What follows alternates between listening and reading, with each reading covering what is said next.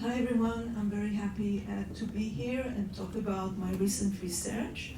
I've been studying Wikipedia for years now. Since October 7, I produced about 6 or 7 reports, an exhibition that you can see the essence of. And now I'm going to talk about my new research, which was just published on Convergence Journal. So let's see if it works. Okay. So why does Wikipedia matter? Why do we care so much about it? First and foremost, it's the impact. 10 billion visitors a month, thousands of visitors every second. And obviously AI circulation. We talked about how Wikipedia is one of the first tools to teach AI. And it's often quoted by AI. So whatever goes into Wikipedia spreads outside Wikipedia. Now in terms of authority, although we all, I guess, been warned not to use it in our schools, etc., it is still regarded, and it has the reputation of a balanced place, a valued place, and anyone who's been into internet in its early days, Wikipedia is a dream. It's a vision of shared knowledge, of shared participation in knowledge production. So people often don't regard it with the same critical view that we would go to X or Facebook, etc. It's supposed to be balanced. So as a result, we are talking about a mechanism that shapes public knowledge and perception. And then the question is, who participate in knowledge production on Wikipedia? In terms of theoretical framing, there are two common perceptions. One, see it as a moral community, discussing how Wikipedia helped generate knowledge, participate, talks in terms of a community, collaboration, discussions, and see really it as an empowering vessels for knowledge production, knowledge sharing, etc. However, in recent years, we can see more critical views of Wikipedia, understanding that behind the facade of participation, community, etc., there is political interests.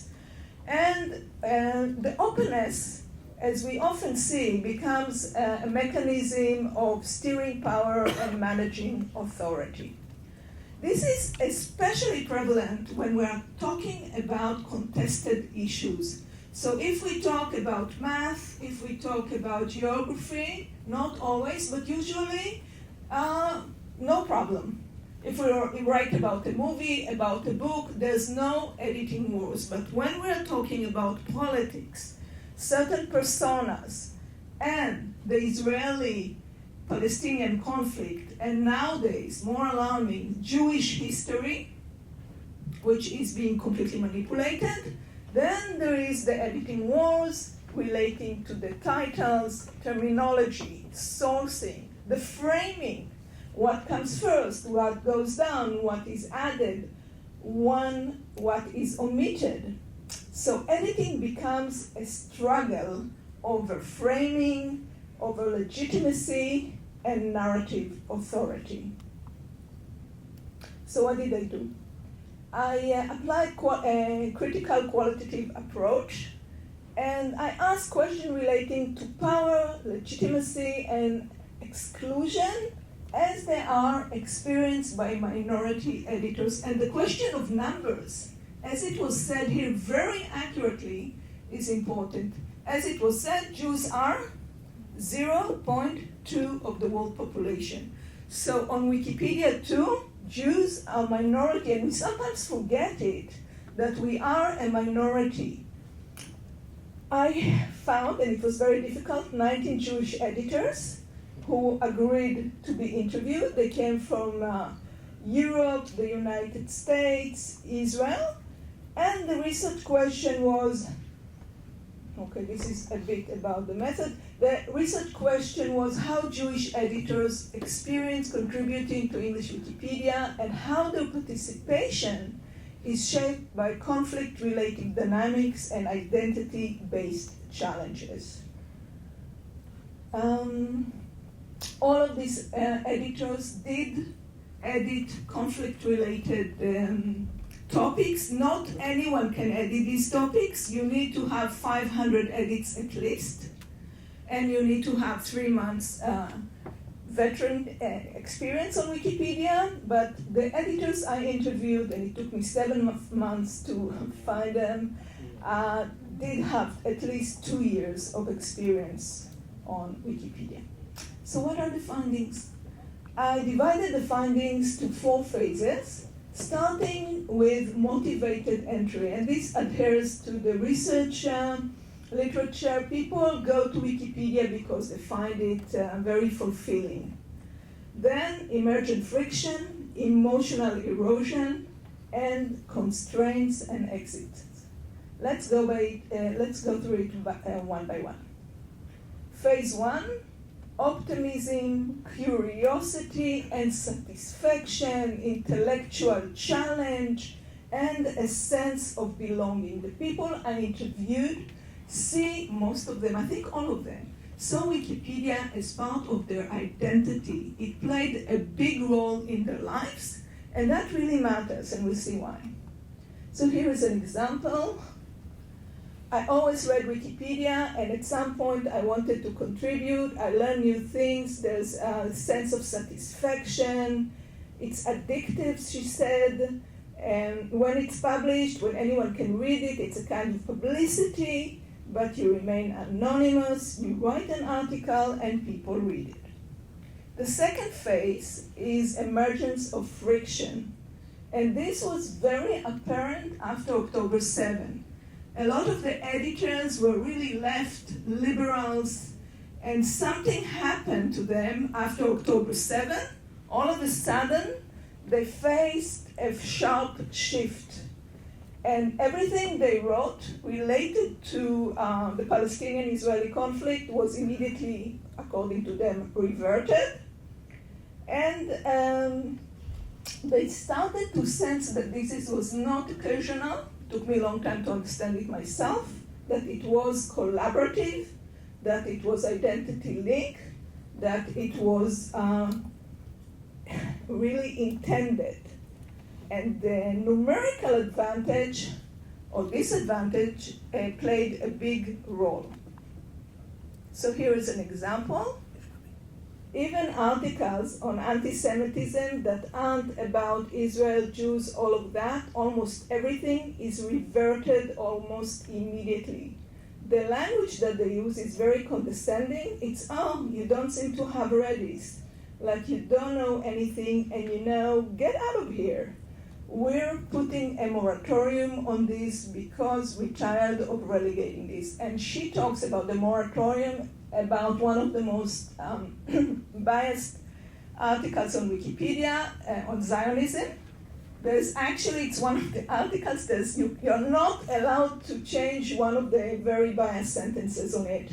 So a lot of people say anyone can edit. Okay, let's go in and edit, but it's not that simple. And let's see what happens. So the third phase is the emotional erosion and the emotional costs. What I faced was fear, disillusionment, and stress. People were very cautious, and we can see mechanisms of self-silencing and a fear of being blocked. I literally feel traumatized. This is a guy talking. I don't even want to log into Wikipedia. It's like so hurtful because you're going in and you're like, I'm just trying to be neutral and balanced and factual.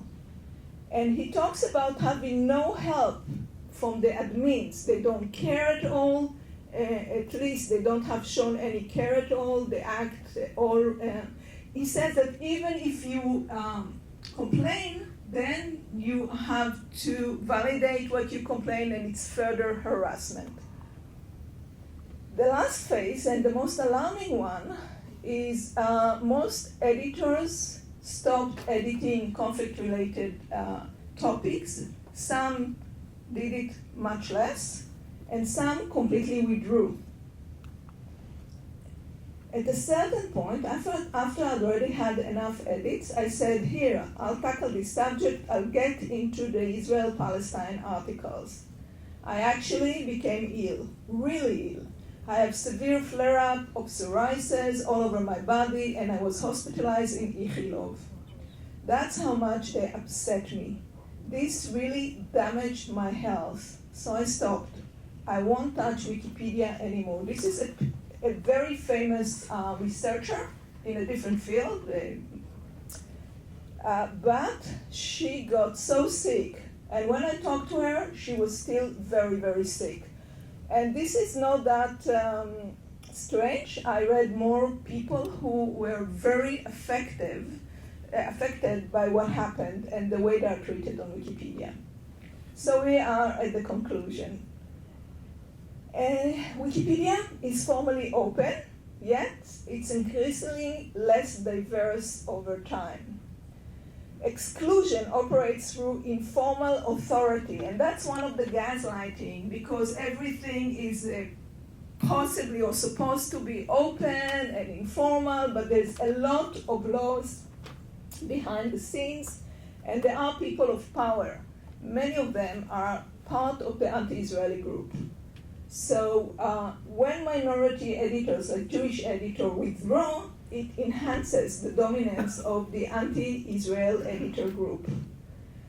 What this comes to is the democratic principle, our ability to think based on facts, based on unbiased information, is hindered.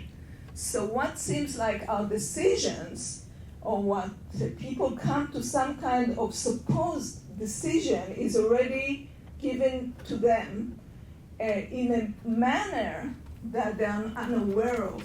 When I coined the term knowledge poisoning, what I meant, it's not disinformation. It's taking a platform that seems to be accurate and framing a narrative as if it is truth. So to conclude, the question is, who gets to shape Wikipedia is not only about